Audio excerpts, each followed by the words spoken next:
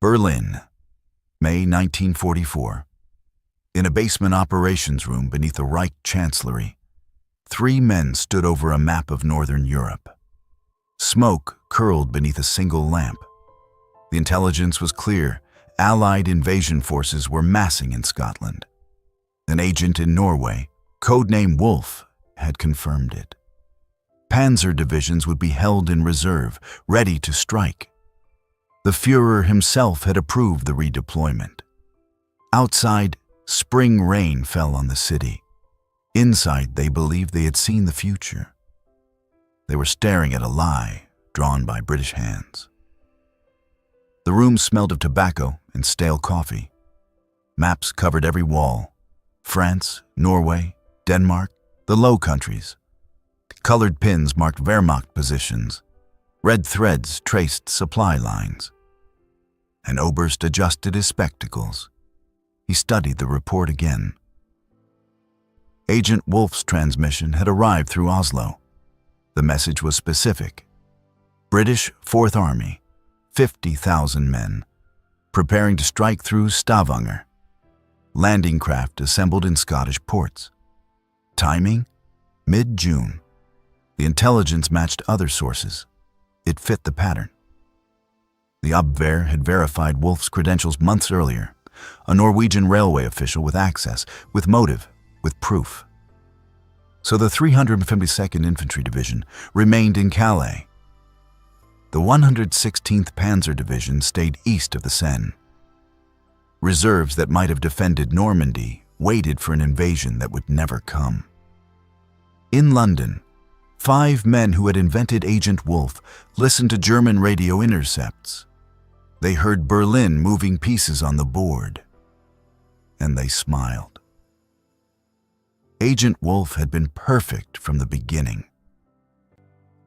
His first transmission arrived in February 1944. Minor details: troop movements near Edinburgh, railway schedules, fuel depot locations. Nothing dramatic. Nothing that seemed too valuable. The kind of information a careful man would gather slowly. The Abwehr checked him. His background was real. He existed in Norwegian records. A clerk in the transport ministry. A man with access but no military training. A man whose cousin had been shot by the Gestapo in Oslo. A man with reason to hate the Reich, but also reason to fear it. His second transmission mentioned Scottish weather, fishing boats being requisitioned, an increase in military traffic through Aberdeen. The Abwehr cross-referenced these details with Luftwaffe reconnaissance. Everything matched. By April, Berlin trusted him completely. When Wolf reported that General Thorn's British Fourth Army was preparing for Operation Fortitude North, a thrust through Norway to cut German supply lines, the intelligence seemed unshakable. Fortitude North matched German strategic fears. Norway meant iron ore. Norway meant Sweden. Norway meant the entire northern front. So they held divisions in Denmark. They reinforced Oslo. They kept the 25th Army in position. The deception was so complete that even now, in May, as other intelligence suggested Normandy, the German High Command refused to believe it. Wolf had been right too many times. They did not know that every word from Agent Wolf came from a desk in London, from men who had never set foot in Norway. June 6, 1944. Dawn. The first reports reached Berlin at 06:30 hours. Allied paratroopers, Normandy. Saint-Mère-Église, Carenton, Pegasus Bridge. Seaborne assault, 5 beaches. Utah, Omaha, Gold, Juno, Sword. Initial wave, 156,000 men, 5,000 ships, 11,000 aircraft. The Oberst in Berlin read the dispatches. His hands did not shake. This was a feint. Wolf had confirmed Scotland. The real invasion would come through Calais or Norway. These Normandy landings were a diversion. Hold the reserves. Wait for the main assault. By noon, the numbers changed. Allied forces, not 15,000, not 50,000, more than 100,000 men ashore. Beachhead, 8 miles wide, 3 miles deep. German response, delayed. Reserves held in position, Rommel away in Germany. Still, Berlin waited. Waited for Wolfe's confirmation, waited for reports from Scotland. By evening, the pattern was undeniable. Normandy was not a feint. No second invasion came from Scotland. Agent Wolfe transmitted nothing. The British Fourth Army, 50,000 men, 100 tanks, the entire invasion force Wolfe had tracked for months, did not exist. The numbers that followed were surgical, brutal, final. 300 had an 2nd Infantry Division. Should have been in Normandy, was in Calais, traveled 150 miles, arrived June 9th, 3 days late. 116th Panzer Division, should have counterattacked on D-Day, was held east, did not engage until June 10th. Reserves, 17 divisions kept in place, waiting for invasions that never came. Allied casualties on D-Day, approximately 10,000. German casualties, if reserves had been positioned correctly, estimated Allied losses 40,000 to 60,000. Possibly decisive. The intelligence failure was total. Operation Bodyguard, the Allied deception plan, had worked exactly as designed. Agent Wolfe was one of dozens of fabricated sources. The entire phantom British Fourth Army existed only in radio traffic, falsified documents, and dummy equipment positioned in Scotland for German reconnaissance to photograph. Berlin had trusted a man who had never drawn breath. And that trust had cost them France. The statistics told the story. MI5's double-cross system, 120 double agents, all controlled by Britain. Every German spy in Britain, captured, turned, or executed. German intelligence in 1944, completely blind, completely penetrated. Result, Wehrmacht deployed on false assumptions. The Abwehr had verified Wolfe's credentials because British intelligence had created those credentials. They had planted him in Norwegian records. They had crafted his legend with the care of novelists writing a character biography. They had given him a dead cousin for motivation, a railway job for access, and a pattern of small, verifiable truths to establish credibility. Then, when it mattered most, they had used him to move an entire German army away from the battlefield. The Oberst in Berlin finally understood sometime after midnight on June 7th. By then, the first Allied tanks were pushing inland. By then, it was far too late. June 8th, 1944. Oberst Friedrich Adolf Krummacher sat in his office at Fremde Heere West, Foreign Armies West, the intelligence branch responsible for analyzing Allied intentions. The reports covered his desk in layers: Normandy, Scotland, Calais, Norway. Somewhere in this paper was the truth. He had believed Agent Wolfe. He had written assessments based on Wolfe's intelligence. He had briefed Field Marshal Keitel. His reports had reached the Führer himself. The British Fourth Army, Operation Fortitude North, the Norwegian invasion, all of it fiction. Krummacher was not a fool. He held a doctorate. He had served in intelligence since 1938. He understood deception operations. He had read the old manuals, Maskirovka, Russes de guerre, Trojan horses. He knew that wars were won with lies as much as bullets. But this was different. The British had not simply fed him one false report. They had created an entire strategic narrative. They had built it over months. They had reinforced it through multiple channels. They had made it so convincing that questioning it seemed like madness. And he had believed it, not because he was stupid, but because they had made it believable.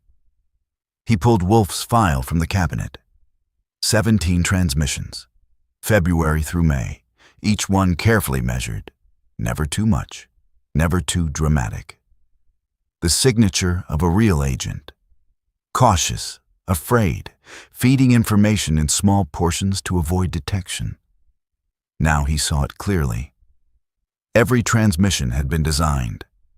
Every detail chosen to confirm German assumptions. The British had known what Berlin wanted to hear, and they had provided it. They had studied German strategic fears and fed those fears with precision. The Norwegian invasion made sense to German planners because iron ore made sense. Sweden made sense. The North Atlantic made sense. So when Wolf reported it, they believed. The British Fourth Army made sense because Britain needed forces in Scotland for any northern operation. So when Wolf confirmed its presence, they believed. Everything had been logical, reasonable, consistent with German strategic analysis. That was why it worked. Krummacher stood and walked to the window. Berlin was gray under June clouds. Somewhere in France, men were dying because of intelligence failures. His intelligence failures. He thought about the other agents. If Wolf was false, how many others were compromised? How many of the Abwehr's sources in Britain were actually British-controlled? How deep did the deception go? The answer, he suspected, was simple. All of them. Every single one.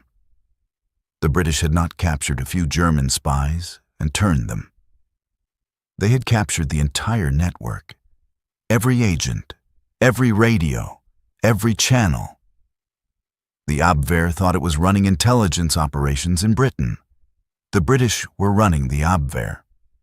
Germany had been fighting blind for years, making decisions based on lies, moving armies based on fiction. Krummacher returned to his desk. He began drafting a new assessment. The words came slowly. Allied deception capabilities exceed all previous estimates. He stopped, crossed it out. The truth was simpler, harder, final. We never had any intelligence at all. Not might have been blind. Was blind. The machinery of deception had been built long before D-Day. It began in 1940, when Germany attempted to plant spies in Britain for the invasion that never came. Operation Sea Lion. The Abwehr sent agents by parachute, by submarine, by fishing boat. 35 agents in the first wave alone. MI5 captured them all. Not most, all. Some were obvious.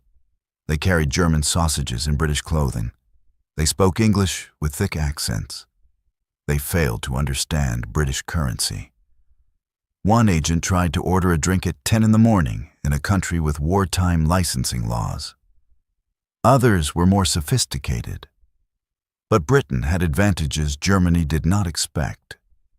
Enigma decrypts. The Abwehr transmitted orders to its agents using codes the British could read. MI5 knew agents were coming before they landed. Knew their cover stories, knew their missions. Every agent was given a choice: work for Britain or face execution as a spy under wartime law. Almost all chose to work. This became the double-cross system. The name came from the Roman numerals XX, 20, double cross. British intelligence ran captured German agents as if they were still loyal to Berlin. The agents sent reports, written by MI5. Berlin believed them, sent more agents. MI5 captured those too. By 1944, Germany's entire intelligence network in Britain was controlled by British intelligence. This gave Britain something unprecedented: the ability to see what Germany believed. Every time a double agent sent a false report, Germany's response revealed how they interpreted the information. If Berlin moved troops based on a report about Scotland, Britain knew Berlin believed Scottish threats were real. So MI5 could craft new lies based on what had worked before. They created phantom armies. The British Fourth Army in Scotland never existed. But German reconnaissance photographed dummy landing craft, inflatable tanks, fake radio traffic. The Abwehr confirmed what its own eyes seemed to see. They invented hundreds of agents. Some were real people, turned by MI5. Others, like Wolf, were complete fabrications. Berlin trusted them all equally. The deception had layers within layers. Operation Fortitude North, the fake Norwegian invasion, kept 25 German divisions tied down in Scandinavia. Operation Fortitude South, suggesting Calais was the main target, kept another 20 divisions waiting 200 miles from Normandy. Together, they pinned half the Wehrmacht in the wrong positions. The mechanism was simple. Give Germany intelligence that confirmed its own strategic assumptions. Never contradict what Berlin already believed. Instead, reinforce it. Feed it. Make it grow until German strategy was built on foundations of sand. The Abwehr thought it was gathering intelligence. It was being fed a narrative.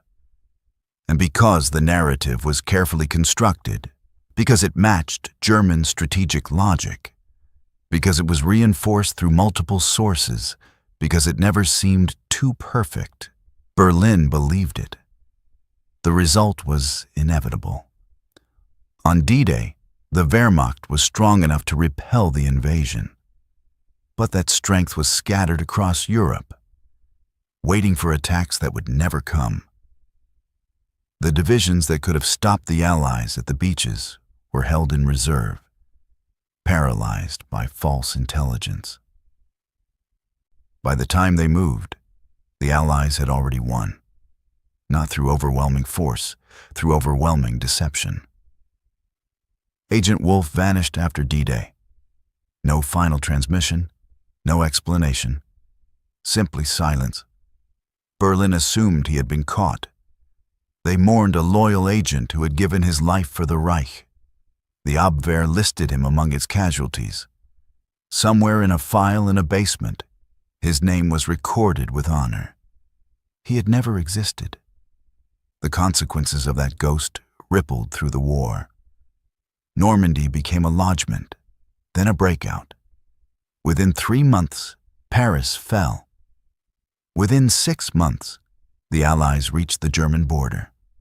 The war in the West, which might have been decided on the beaches in a single day, instead became a grinding advance because German reserves arrived too late to matter. Historians later calculated the cost. If Wehrmacht reserves positioned near Normandy had counterattacked on D-Day or D+1, Allied casualties might have reached 60,000. The invasion might have stalled, might have failed. Instead, because of agents like Wolf, those reserves waited elsewhere. 10,000 Allied casualties on D-Day, not 60,000. Victory, purchased with lies. After the war, when the double-cross system was finally revealed, German officers reacted with disbelief. Some refused to accept it. How could their entire intelligence network have been compromised? How could they have been so blind? The answer was simple. Britain had understood something fundamental about intelligence. It's not just about gathering information. It's about controlling what the enemy believes. And once you control that, you control their decisions. The British hadn't merely defeated German intelligence. They had weaponized it, turned it into a tool for shaping German strategy. Agent Wolf, who never breathed, never bled, never existed, moved armies. That is the power of belief. That is the lesson. In war, the enemy you imagine can be more dangerous than the enemy who exists. And the intelligence you trust most can be your greatest vulnerability. Berlin trusted Agent Wolf because they wanted to believe him. Because his intelligence confirmed their fears. Because it made sense. That trust cost them France, and France cost them the war. On quiet nights in 1945, in rooms where maps once covered walls, perhaps someone remembered the agent from Norway who seemed so reliable, who was so careful, who was always right, until the day he was catastrophically wrong. Or rather, until the day he never was. December 16th, 1944. This is the moment America thought it lost World War II. Private James Hendricks sat in his foxhole in the Ardennes forest, writing a letter home. Dear Mom, the war is almost over. We'll be home by Christmas. He never finished that letter. 5:30 a.m. One shell, then a second, then a wall of thunder rolled across 80 miles of front. Nebelwerfer rockets screamed overhead. German soldiers called them screaming mimes because of the sound they made, like metal tearing through cloth. Hendricks dropped his pen. The paper caught fire from a nearby explosion. Through the fog, something moved. Heavy, rhythmic, not wind, engines, hundreds of them. German armor poured out of the trees, panthers, tigers, so many tanks that men like Hendricks thought the entire forest was rolling toward them. A captain grabbed his radio, hands shaking. This is Foxhole 7. We are under attack. Confirm scale. Patrol-sized? He looked again. More tanks, more infantry, an entire division. Negative. This is not a patrol.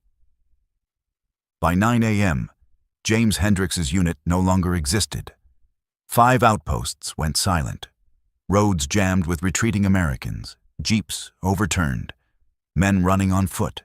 No air cover, no warnings, no time.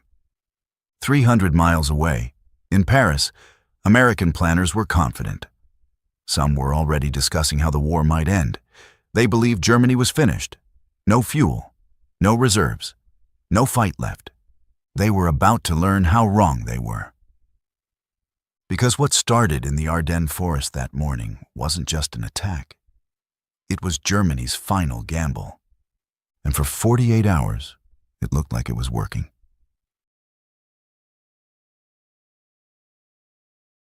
Here's what makes this terrifying.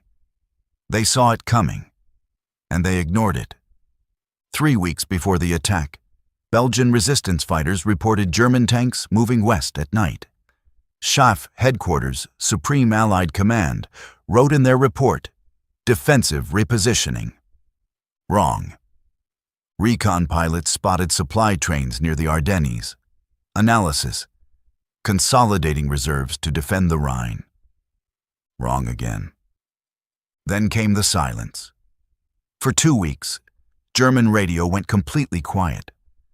When armies go silent, they're either retreating or hiding. A Bletchley Park analyst, the people who'd been cracking German code since 1941, sent a warning December 12th. Radio silence precedes offensive action. The report reached headquarters December 14th. No one acted. Why? Because everyone believed the same thing. Germany was finished. They'd lost 300,000 men in Normandy. Thousands of tanks. The idea of a secret German army seemed absurd. One memo actually stated, "The enemy is incapable of major offensive operations." When reports flooded in December 16th, the first reaction was disbelief. A local counterattack. Desperation tactics. By noon, alarm. 5 German divisions, possibly more, driving west. Someone asked, how many tanks? Intelligence estimate 3 days earlier, fewer than 50. Actual number, over 1,000. Think about that. Off by 950 tanks. Eisenhower stood before the map. Red arrows stabbed westward into Allied territory. They'd been completely fooled. They didn't know Hitler had been planning this for 2 months. That 250,000 men had assembled in secret. That his goal was to split Allied armies, drive to Antwerp, force a negotiated peace. By evening, one officer muttered, "Is this Dunkirk again?" The room went silent, because 4 years ago, Dunkirk meant 300,000 British troops trapped on a beach, evacuated under fire. A catastrophe. Was it happening again?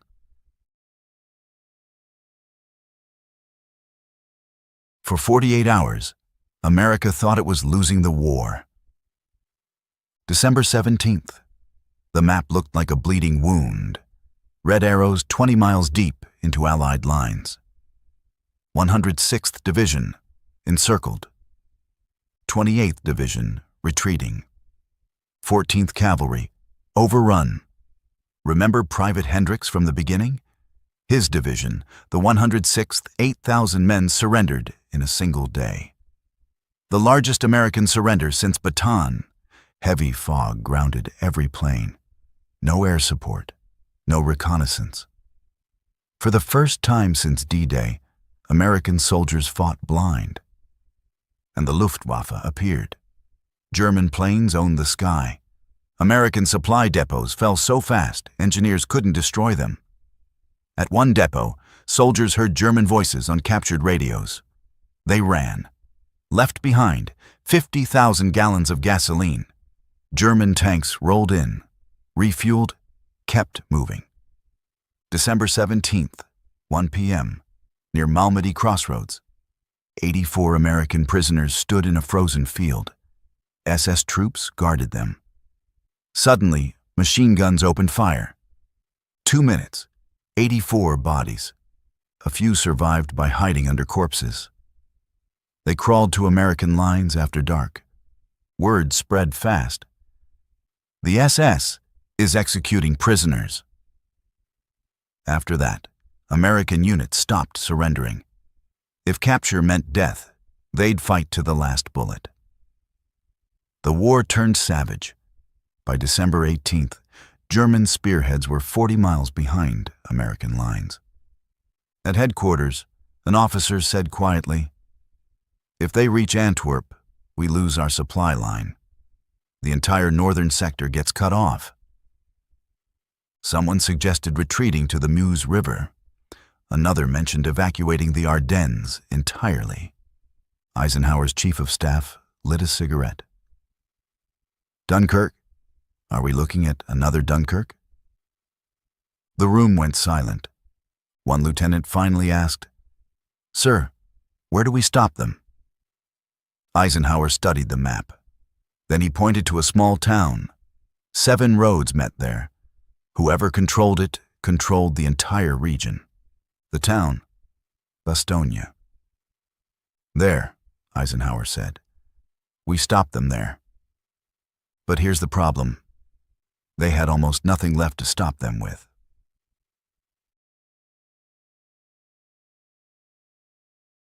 December 18th, 8 p.m. The 101st Airborne Division was resting in France. Most men were asleep. Some were drunk. They'd survived 2 brutal months in Holland and were down to 60% strength. Then trucks arrived, officers shouting, "Get up! Get your gear! We're moving!" No one knew where. Most were still wearing summer uniforms from Normandy. No winter coats, no cold weather boots. Temperature was dropping toward minus 20 degrees Celsius, the coldest European winter in 40 years. Brigadier General Anthony McAuliffe read the orders. "Proceed immediately to Bastogne. Hold the town at all costs." Someone asked, "Sir, we have no tanks, no winter gear. Half the men don't even have ammunition." McAuliffe looked at the map, then at his exhausted men, then back at the orders. Bastogne was a crossroads. 7 roads meeting in one place. Whoever held it controlled the entire Ardennes. If Bastogne fell, the Germans had a clear route to Antwerp. the war could be lost. He didn't hesitate. Hell yes, we're going. By dawn, the 101st was on the road. Open trucks, freezing wind cutting through thin jackets, men wrapped in blankets, some covering their helmets with socks to keep ears from freezing. They reached Bastogne late afternoon. German tanks were already visible on the outskirts. The 101st dug in immediately. They weren't alone. Elements of the 10th Armored Division got in just before the Germans closed the ring. So did the 705th Tank Destroyer Battalion. But the backbone, the line that would break or hold, was the 101st. By December 20th, Bastogne was surrounded, completely cut off. No resupply, no reinforcements, no evacuation of wounded. Medics used parachute silk as bandages. Morphine ran out. Some wounded lay for 2 days in snow-filled basements, shivering uncontrollably. Frostbite turned fingers black. Rifles jammed with ice. 3 days of constant attacks followed. Tiger tanks firing point blank. Artillery day and night. The fog smothered everything and grounded Allied planes. The 101st had only what ammunition they carried in. December 22nd, ammunition down to 1 day. Food almost gone. At 11:30 a.m., 4 German officers approached under a white flag. They delivered a typed ultimatum. To the USA commander of the encircled Bastogne, surrender honorably or face total annihilation. The message reached McAuliffe. He read it, set it down, looked at his staff. Someone asked, "What do we tell them?" McAuliffe thought for 3 seconds. Then he laughed. Aw, nuts. That single word became the answer typed on official paper. The German officers didn't understand. The American officer delivering it had to explain. It means, go to hell. But defiance alone wouldn't stop tanks. By nightfall, ammunition was nearly gone. German artillery pounded the town around the clock. Bastogne was on the edge of collapse. Then something happened that changed everything.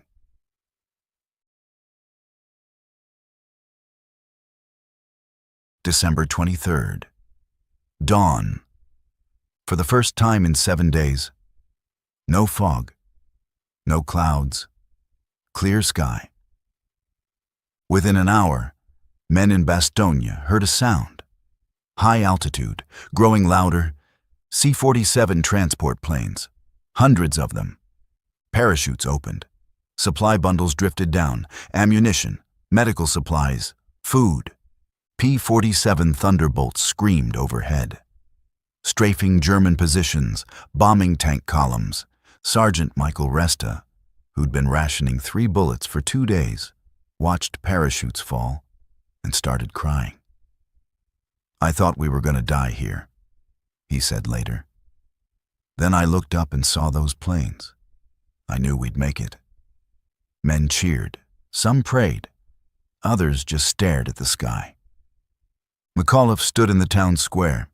Someone asked, "Sir, can we hold now?" McAuliffe smiled.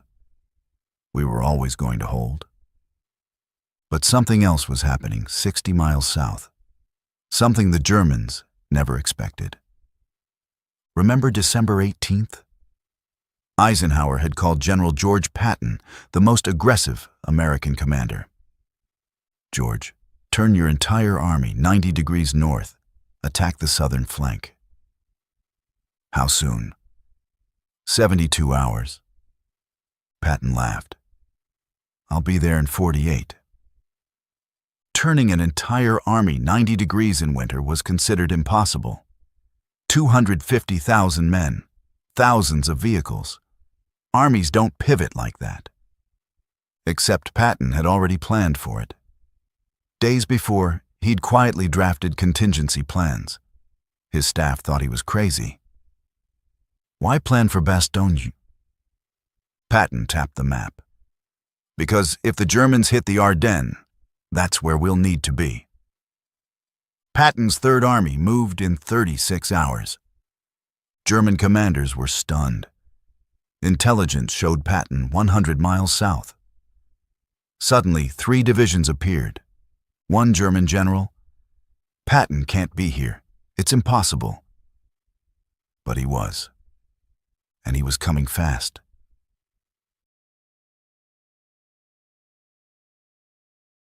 December 26th, 4:45 p.m. Patton's 4th Armored Division smashed through German lines south of Bastogne. Sergeant Resta heard the tanks before he saw them. American Shermans, rolling through town. The siege was broken. McAuliffe walked out to meet Patton's lead tanker. "How are you, General?" McAuliffe, exhausted, bloodied, undefeated, smiled. "Gee, I'm mighty glad to see you." But here's what almost no one understood at the time. December 24th, Christmas Eve. While Americans fought in Bastogne, intelligence officers at headquarters worked through the night. They'd been tracking German divisions, 28 of them. Nearly everything Germany had left. An analyst said carefully, "Sir, if the Germans fail here, they won't have resources to stop us crossing the Rhine. This isn't a breakthrough. This is their last offensive capability." Eisenhower stood silent. Then, "They're not attacking to win. They're attacking because they've already lost." Think about that. Hitler had gambled everything on the Ardennes. If it worked, maybe Germany forces a peace deal. If it failed, the road to Berlin was open. And it failed. January 25th, 1945. German forces withdrew. The Bulge was gone. But the roads told the story. Tiger tanks out of fuel, frozen in snowdrifts. Half-track vehicles stripped for parts. Artillery abandoned. German soldiers retreated on foot. Many without coats, some without boots. The Battle of the Bulge cost Germany 100,000 casualties. 600 tanks destroyed. 1,600 aircraft lost. And their last strategic reserves. The divisions Hitler threw into the Ardennes no longer existed, and the Eastern Front, where Soviet armies were massing, had no reinforcements left. For America, the cost was heavy. 19,000 killed, 47,000 wounded. But American factories replaced tanks in weeks. Fresh divisions arrived monthly. Germany could not.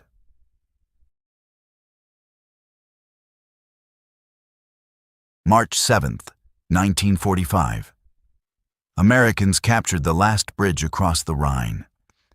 Within 24 hours, thousands crossed into Germany.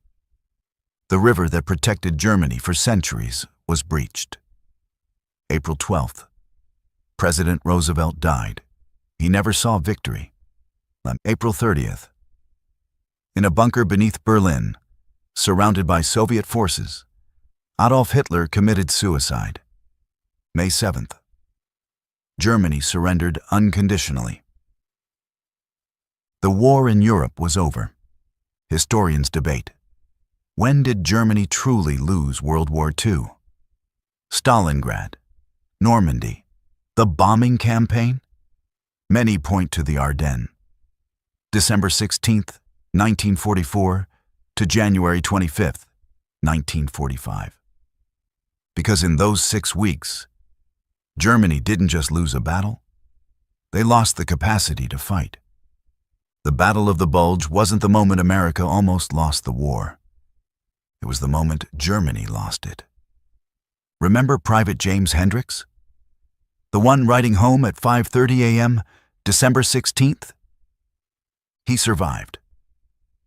Captured by the Germans, he spent the rest of the war in a POW camp. He came home in June 1945. Years later, someone asked him, "What was the worst moment of the war?"